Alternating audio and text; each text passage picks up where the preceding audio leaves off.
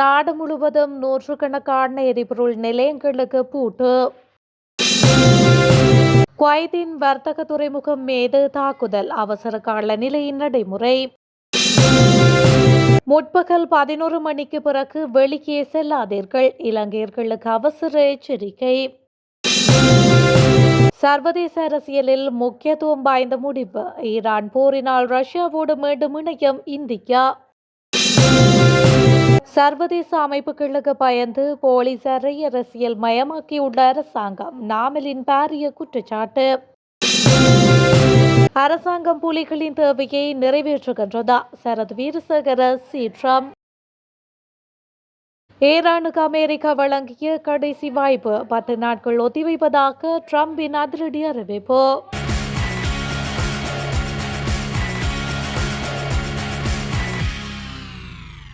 இலங்கையில் காலை 11 மணி முதல் மாலை 4 மணி வரை வெப்பம் மிகவும் கடுமையாக இருக்கும் என்றும், அந்த நேரத்தில் வெளிப்புற செயற்பாடுகளை குறைத்த தவறாமல் தண்ணீர் அருந்துவது அவசியம் என்றும் வானிலை ஆய்வு மையத்தின் மேலதிக பணிப்பாளர் நாயகம் அஜித் விஜயமென்ன தெரிவித்துள்ளார். தற்போதைய வெப்பமான வானிலை எதிர்வரும் மே மாதம் வரை தொடரும் என்றும், மே மாத இறுதியில் தென்மேற்கு பருவமழை தொடங்கும் என்றும் அவர் குறிப்பிட்டுள்ளார். தென்மேற்கு பருவமழை தொடங்கும் காலகட்டத்தில் தற்போதைய வெப்பம் ஓரளவு தணியக்கூடும் என்றும் அவர் இதன்போது சுட்டிக்காட்டியுள்ளமை குறிப்பிடத்தக்கது. தேசிய மக்கள் சக்தி அரசாங்கத்திற்கு உதவி செய்த, பணம் வழங்கிய புலம்பெயர் தமிழர்கள் மற்றும் சர்வதேச அமைப்புகள் அரசாங்கத்தின் இயலாமையை அறிந்து கொள்வார்களோ என்ற பயத்தில் அரசாங்கம் செயல்படுவதாக மொட்டு கட்சியின் நாடாளுமன்ற உறுப்பினர் நாமல் ராஜபக்ஷ தெரிவித்துள்ளார். ஊடகவியலாளர்கள் கேட்ட கேள்விகளுக்கு பதிலளிக்கும் போது அவர் இவ்வாறு குறிப்பிட்டுள்ளார். இது தொடர்பில் அவர் தொடர்ந்தும் கூறுகையில், அரசாங்கம் போலீசாரை பயன்படுத்தி பலாத்காரமாக சாட்சியங்களை பெற்றுக்கொள்ள முயற்சி வாக்குமூலங்களை அச்சுறுத்தி பெற்றுக் கொள்கின்றனர். நாட்டில் பாரிய நெருக்கடி ஒன்றை வைத்துக் கொண்டு அரசியல் லாபங்களுக்காக அரசாங்கம் செயற்படுகின்றது. அரசாங்கத்தின் இவ்வாறான நடவடிக்கைகளுக்கு சர்வதேசத்தின் தலையீடு தொடர்பில் நாங்கள் கதைக்கவில்லை என்றாலும், சர்வதேச அமைப்புகள் இது தொடர்பில் அறிந்திருக்க வேண்டும். ஏனென்றால் அரசாங்கம் ஆட்சியை கைப்பற்றுவதற்கு அவர்களின் பங்களிப்பும் காணப்பட்டது. தாங்கள் ஆட்சிக்கு கொண்டு வந்தவர்களின் தன்மையை அந்த அமைப்புகளும் தெரிந்து கொள்ள வேண்டும். எதிர்க்கட்சியினராக நாங்கள் நாட்டில் ஜனநாயகம் இல்லை என சர்வதேசத்திற்கு இவ்வாறான சந்தர்ப்பத்தில் தெரிவித்து குழப்பத்தை ஏற்படுத்துவதற்காகவல்ல. அரசாங்கம் நீதியாக நடந்து கொள்வதென்றால் ஏன் அச்சம் கொள்ள வேண்டும்? கோவிட் தொற்றின் பின்னர் நாட்டில் ஏற்பட்ட பொருளாதார நெருக்கடியின் போது ஜேவிபி எப்படி நடந்து கொண்டது என்று அனைவருக்கும் தெரியும். ஆனால் நாங்கள் அவ்வாறான செயற்பாடுகளில் ஈடுபட மாட்டோம் என்று நாமல் ராஜபக்ஷ மேலும் தெரிவித்துள்ளார். குவைத்தின் பிரதான வர்த்தக துறைமுகம் மீது ட்ரோன் தாக்குதல் நடாத்தப்பட்டுள்ளதாக அறிவிக்கப்பட்டுள்ளது. குவைத் துறைமுக அதிகார சபை வெளியிட்டுள்ள அறிக்கையில், குவைத் துறைமுகம் தாக்குதலுக்கு உள்ளாகியுள்ளதாக குறிப்பிட்டுள்ளது. ஆரம்பகட்ட அறிக்கைகளின்படி இந்த தாக்குதலினால் சொத்துக்களுக்கு சேதம் ஏற்பட்டுள்ள போதிலும் உயிர் சேதங்கள் எதுவும் ஏற்படவில்லை என தெரிவிக்கப்பட்டுள்ளது.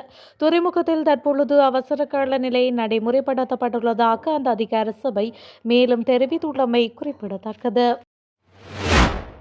தேசிய மக்கள் சக்தி அரசாங்கம் தமிழீழ விடுதலை புலிகளின் தேவையை நிறைவேற்றுகின்றதா என முன்னாள் அமைச்சர் சரத் வீரசேகர கேள்வி எழுப்பியுள்ளார்.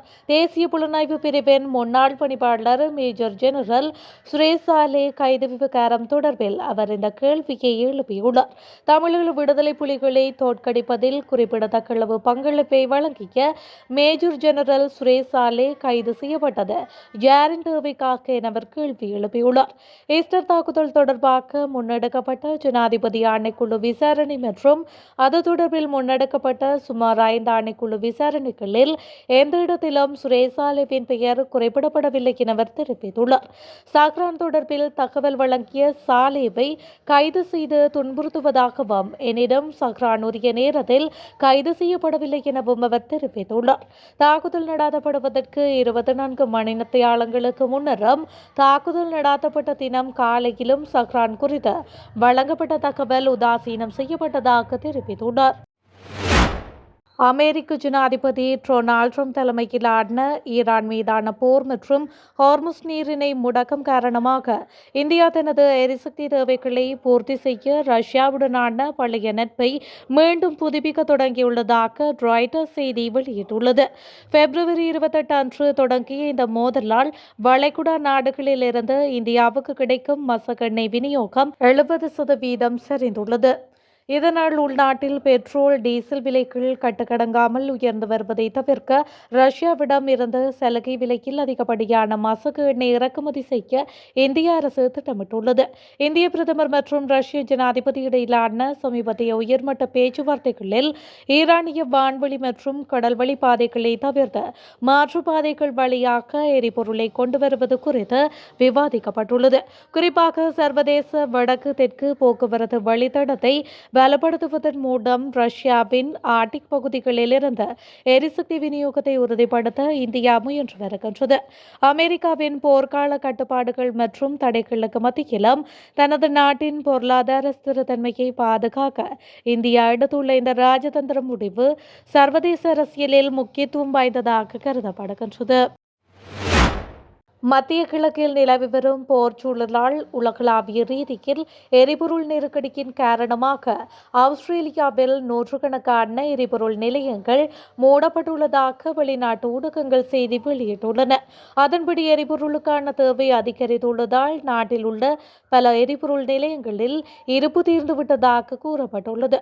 போர் தொடங்கியதிலிருந்து ஆஸ்திரேலியாவில் எரிபொருள் விலைகளும் கணிசமாக அதிகரித்துள்ளன. மேலும் எரிபொருள் வாங்குவதற்காக தேவை பீதியை ஏற்படுத்த வேண்டாம் என்று நாட்டு மக்களுக்கு அதிகாரிகள் அறிவிப்பும் வெளியிட்டுள்ளனர். இந்த சூழ்நிலையில் சில எரிபொருள் நிலையங்களிலிருந்து எரிபொருள் விநியோகத்திற்கு கட்டுப்பாடுகள் விதிக்கப்பட்டுள்ளதாகவும் தெரிவிக்கப்பட்டுள்ளது. இதற்கிடையில் மத்திய கிழக்கில் போர் தொடர்ந்தால் அதன் தாக்கம் கடுமையாக இருக்கும் என்று ஆஸ்திரேலிய பிரதமர் அந்தோனி அல்பானிஸ் தெரிவித்துள்ளமையும் குறிப்பிடத்தக்கது. ஈரானின் மின் உற்பத்தி நிலையங்கள், எரிசக்தி நிலையங்கள் மீதான தாக்குதலை மேலும் 10 நாட்களுக்கு நிறுத்தி வைப்பதாக அமெரிக்க ஜனாதிபதி டொனால்ட் ட்ரம்ப் அறிவித்துள்ளார்.